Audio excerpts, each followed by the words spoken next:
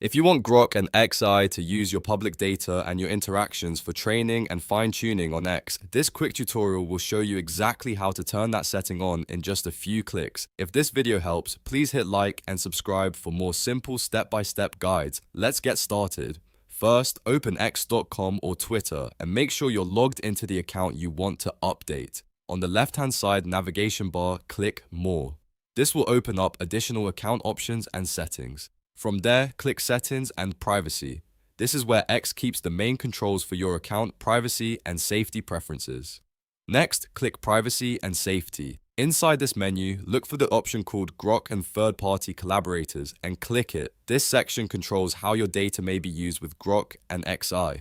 Now you should see a toggle that says allow your public data as well as your interactions, inputs, and results with Grok and XI to be used for training and fine-tuning. Turn that toggle on to enable sharing. Once it's switched on, your public data and your Grok activity can be used for model training according to X's settings, and that's all there is to it. You've now enabled sharing of public data and interactions with Grok in X. If this tutorial helped, don't forget to like the video, subscribe to the channel, and turn on notifications so you never miss a quick tech guide.